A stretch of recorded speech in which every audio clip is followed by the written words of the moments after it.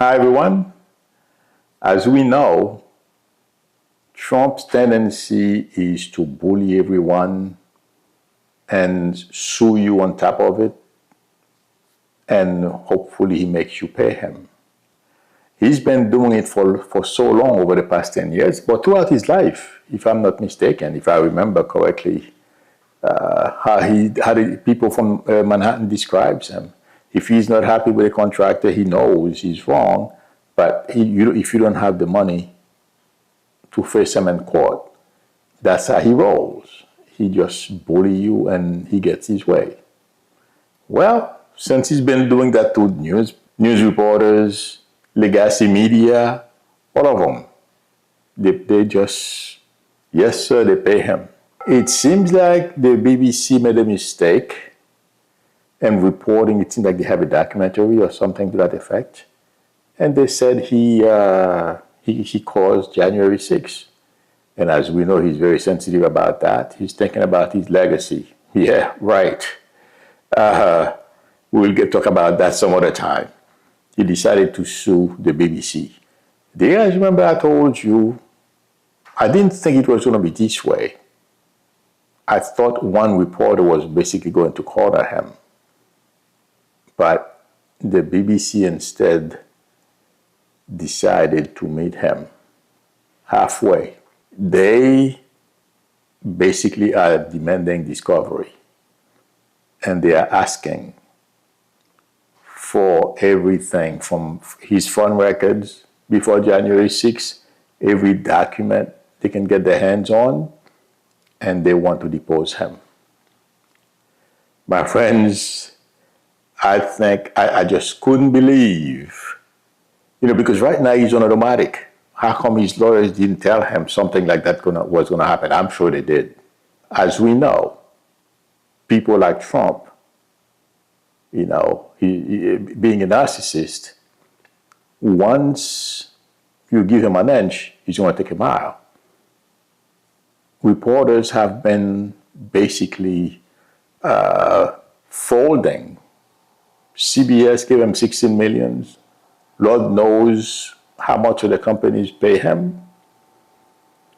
So why not go after the BBC and make a few more millions? I think he found himself in a very bad situation right now, according to the article, and I agree, and I would be surprised. I don't know how this works, but it feels like to me the BBC would want the lawsuit to go forward. So I don't know if Trump can just drop it and everything is done. I don't know how that works. But reading the BBC, they want to keep going. And if it's permitted, psychically speaking, they're going to demand that all his records, his companies, everything. And my friends, I'm praying he continues to be arrogant.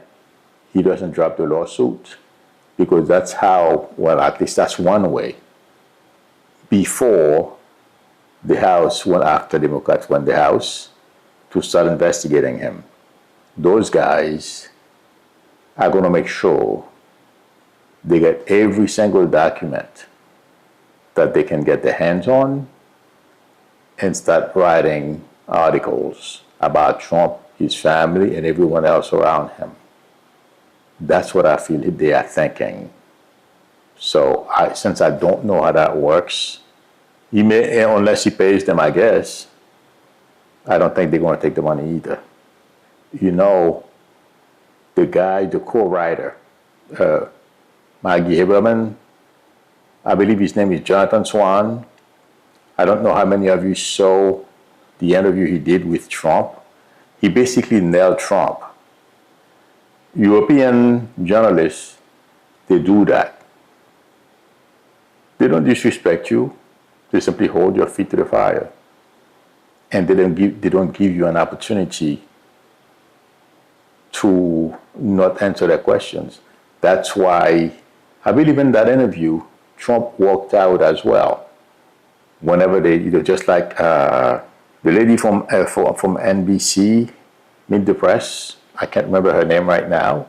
She nailed him too, and he walked away because it seemed like she's watched a couple of other journalists who stood up to Trump.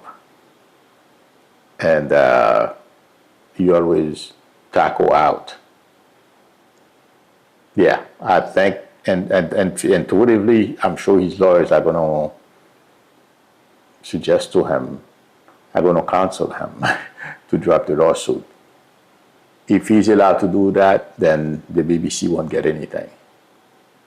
But if they stay, if he doesn't drop the lawsuit, it's going to be a big problem for him, because we're going to find out every single little secret he has.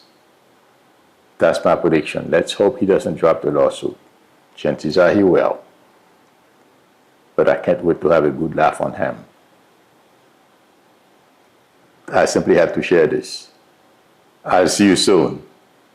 Bye.